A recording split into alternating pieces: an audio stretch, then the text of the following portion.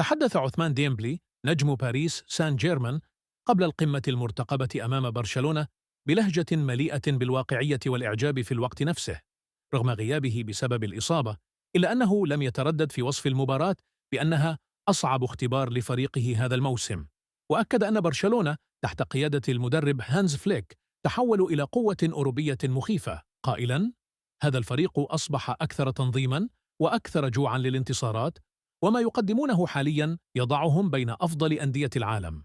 ديمبلي لم يخف قلقه من قوة برشلونة الذهنية والهجومية، مشيراً إلى أن كل خط في الفريق الكتالوني يضم لاعباً قادراً على صناعة الفارق، لكنه خص بالذكر الموهبة الصاعدة لامين يامال الذي اعتبره منافسه المباشر على الكرة الذهبية، مضيفاً: ما يفعله في هذا العمر أمر لا يصدق، إنه سريع، ذكي، وحاسم، وأي مدافع سيجد صعوبة كبيرة في إيقافه.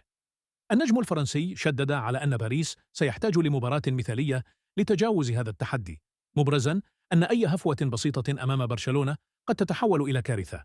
كما رشح الفريق الكتالوني ليس فقط لحسم لقب الليغا، بل ليكون أحد أبرز المنافسين على دوري أبطال أوروبا هذا الموسم.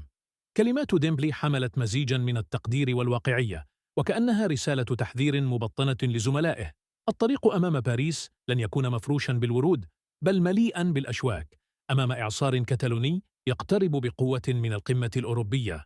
وهكذا حتى ديمبلي يعترف بقوة برشلونة تحت قيادة فيليك.